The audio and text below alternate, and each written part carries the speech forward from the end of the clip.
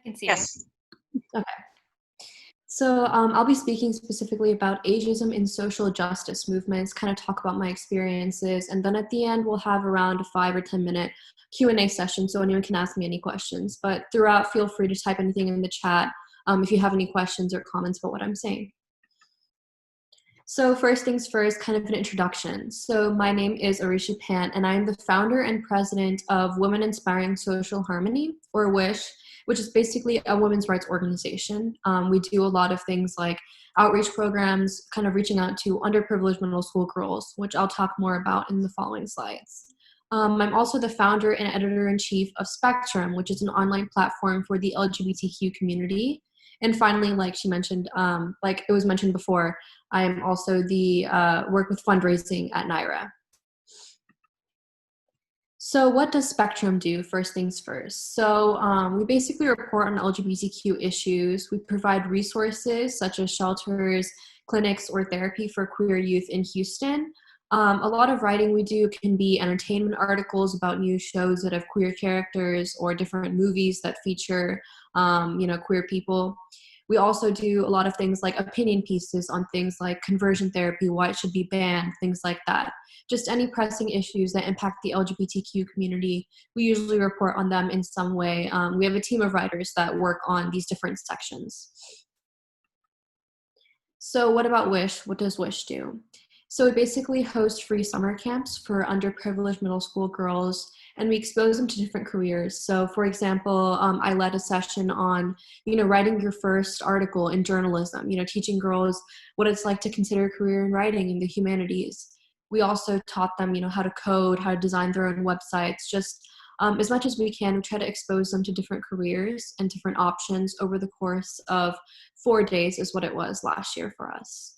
From there, we decided that we didn't want to just, have one summer camp and then forget about those girls. So we ended up deciding to have a year-long mentorship.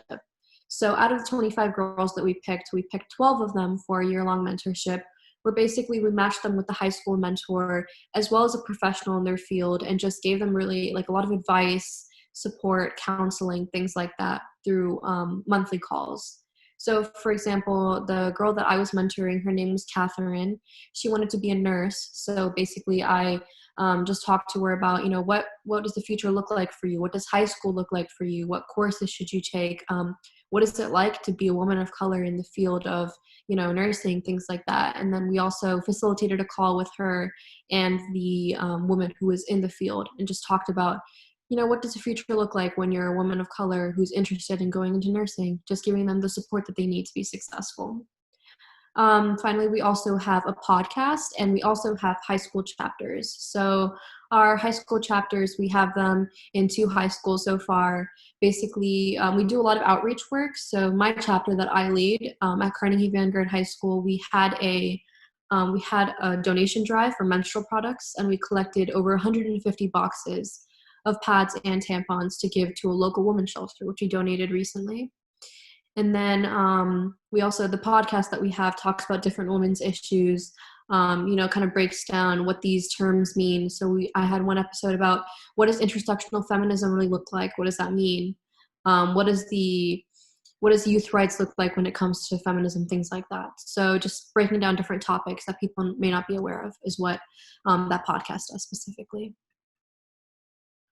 So now jumping right into what my talk is really going to be about. So what is ageism? Many of you may be familiar with it, but basically ageism is prejudice against someone based simply on their age. So in social justice, what this can look like is that youth-led organizations aren't taken seriously, regardless of the magnitude and the impact of the work that they do. So this often means that you'll see that organizations that are led by youth that are doing a lot of really great work are just overlooked, and people will say, they're just 14, 15, they're younger, they don't really know what they're doing, they should be focusing on more important things like that. This is really harmful because youth have a lot of power, and telling them that what they're doing doesn't matter or isn't relevant is definitely kind of derailing their cause and derailing what they're doing to help their communities. So what are some examples specifically of how we see ageism impacting social justice movements? So one example is that when it comes to grants and funding, you'll often see that this is limited to registered nonprofits. And while this may seem like it's a good idea to, make sure that the organization is legit or whatever, it also means that whenever you have youth who are doing a lot of grassroots community work, such as Wish and Spectrum, both of which aren't registered nonprofits, you'll find that you kind of see that a lot of opportunities are limited because you can't register yourself as a nonprofit. You don't have the resources and the support to do that simply because you are a young person. So this really ensures that a lot of youth don't have access to funding and to grants because they can't register themselves as nonprofits and are doing more grassroots community work.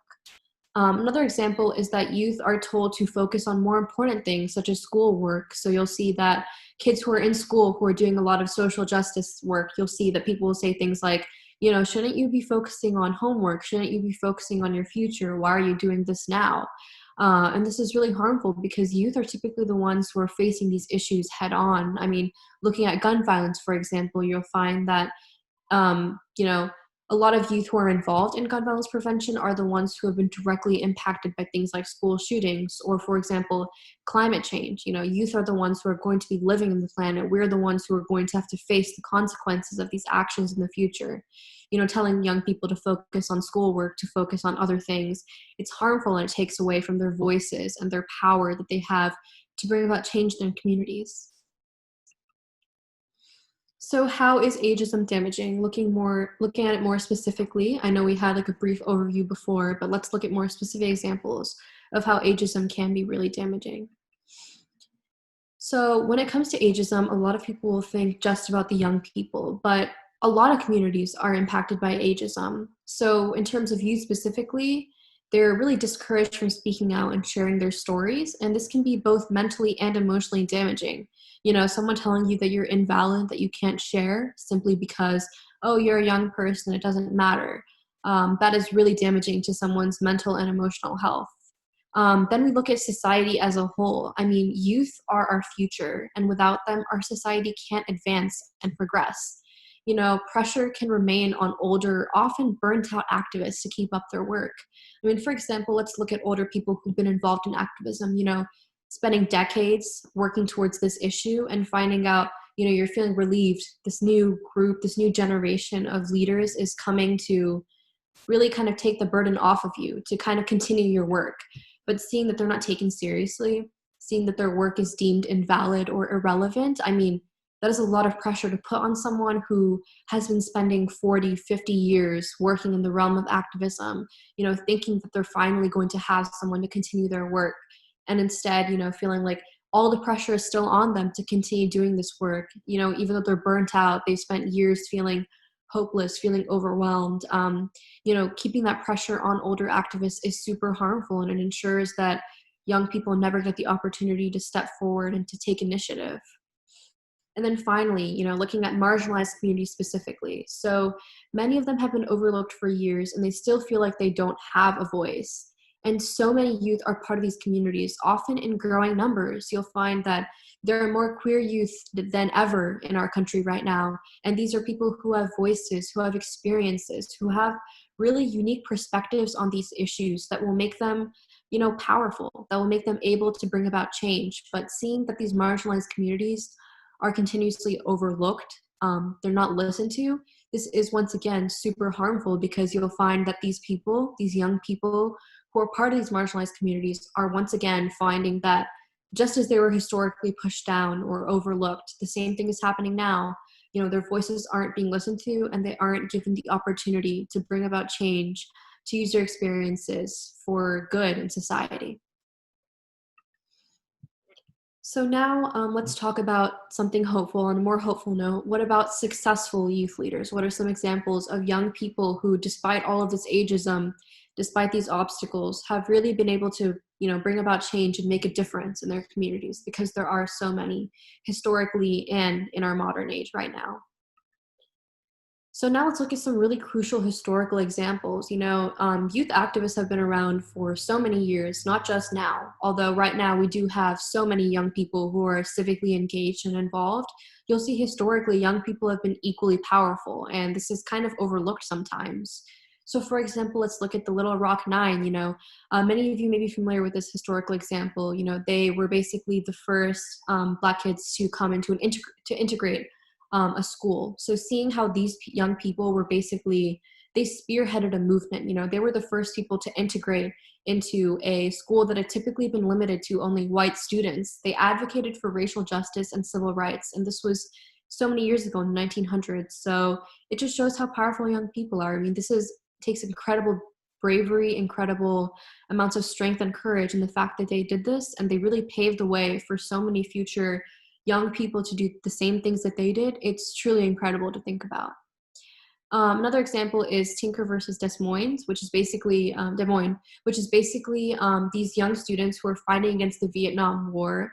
They basically wore these black armbands, and they said, we're protesting the Vietnam War. They wore it to school, and they found that, it wasn't taken well. People told them, you can't do this. Youth can't protest in schools. And they fought against the censorship. They said, young people are just as impacted by the Vietnam War, by politics, by whatever's going on in our country. So we should have the right to protest something if we don't agree with it. The case eventually, became a really big deal, and it was ruled in favor of them that they do have the right to express themselves. What happened to them was wrong, because young people should have the ability to really speak out for what they believe in. Just because they're young, just because they're going to school, it shouldn't stop them from being able to do whatever they want, in terms of protesting things that they think are immoral or, wrong. So now going to more modern examples that many people here may be familiar with. For example, like I mentioned before, gun violence. So typically you'll see that gun violence prevention movements are led by survivors of school shootings, people who saw their friends or their classmates, the fear that they saw, or the fact that, maybe their friends were killed because of a result of this violence. So you'll see that survivors of, gun violence in schools are really uniquely suited to lead these movements, because they're the ones who personally have seen how their communities, how their friends, how their classmates were impacted by gun violence.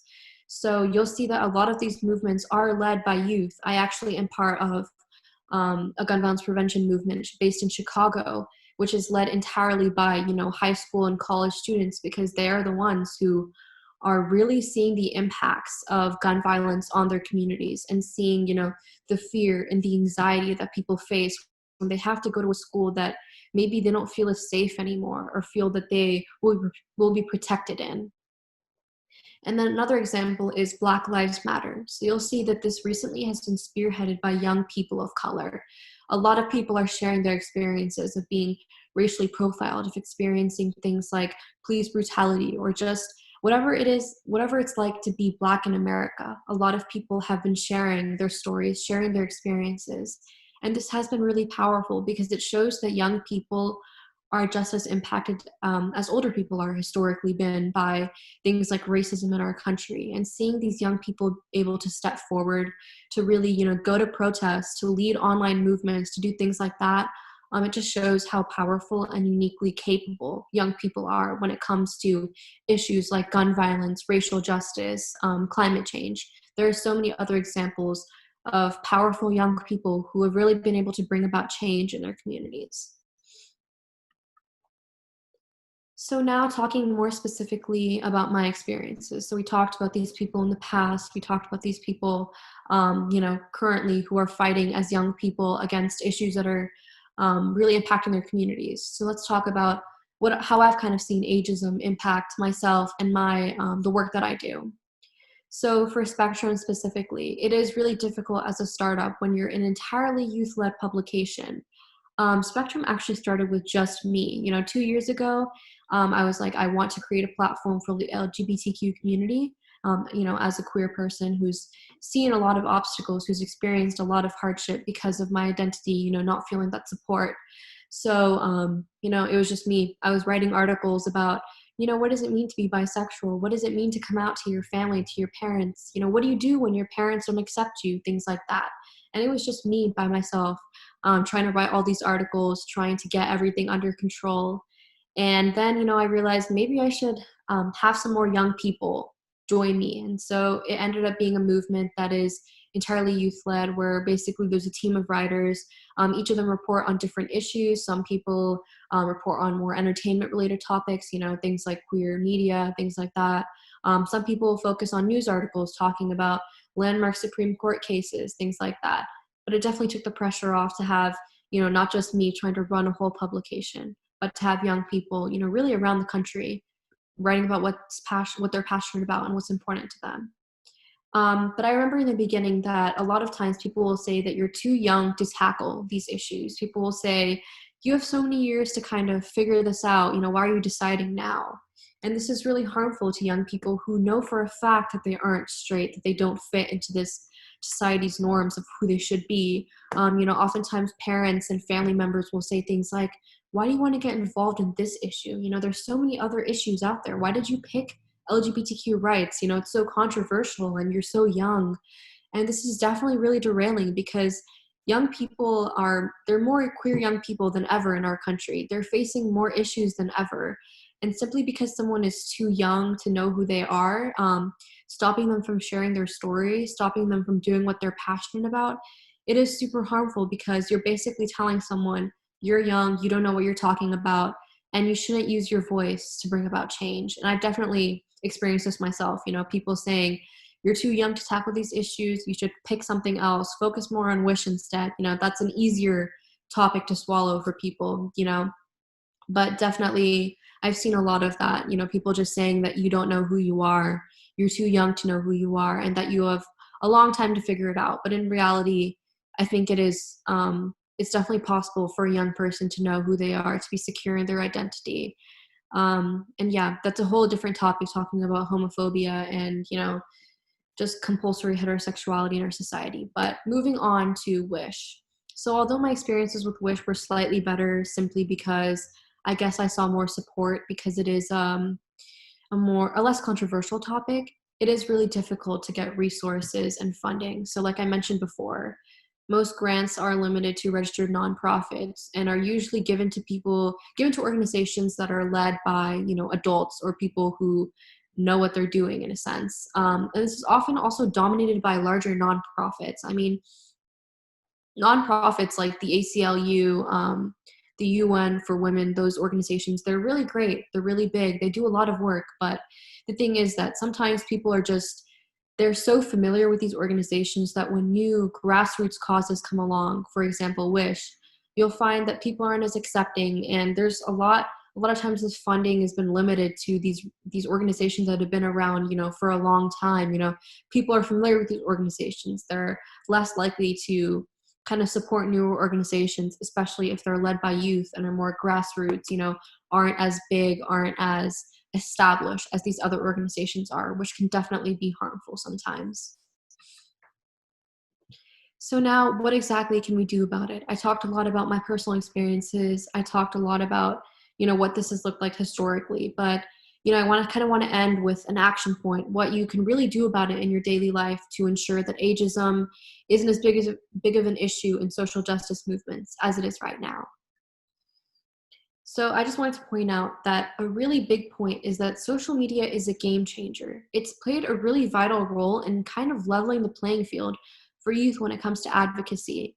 Before, you'd see that a lot of things are limited by bigger nonprofits. You'd see that it's really hard for youth to, share their stories and opinions. But nowadays, things like Twitter and Instagram are really powerful in ensuring that youth can share their stories.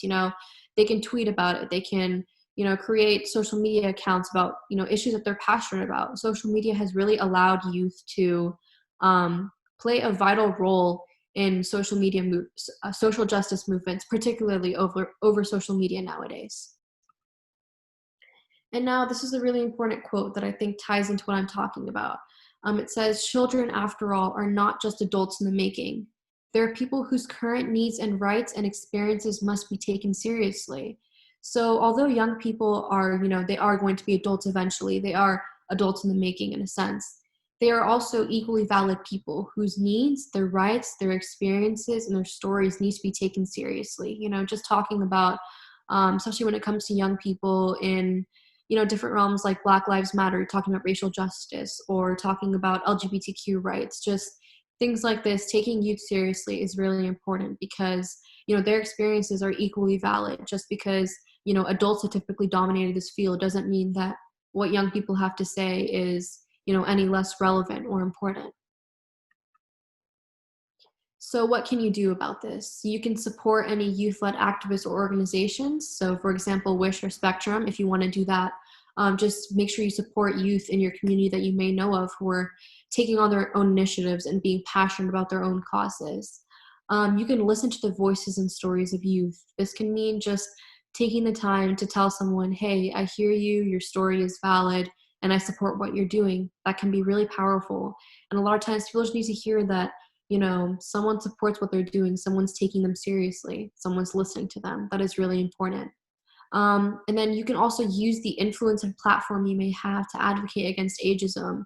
If you have some form of social media, you can post about it, you can tweet about it, you can do whatever you like to really amplify youth voices and just be vocal about how you stand against ageism and social justice movements. And then finally, you can support youth rights organizations such as NYRA that really focus on, breaking down this barrier and ensuring that young people have equal rights and opportunities to play a vital role in society. So finally, I just give some social media handles here as well as our website if any of you are interested in checking out the work that we do, including my personal account as well, just for more resources. Wish has a lot of resources for women, particularly those who are low income or women of color. So we have a lot of resources available there, and everything is free. So if you'd like to check that out, that would be really great. Same with Spectrum, we provide resources for queer youth. Although we specifically work in Houston, we also have links to hotlines and online chats, things like that, if you ever need any resources. I know right now is a hard time, especially with the pandemic and everything that's going on. So there are a lot of confidential chat options and hotlines in case you ever need it. And yeah, that's pretty much it. Thank you all for listening.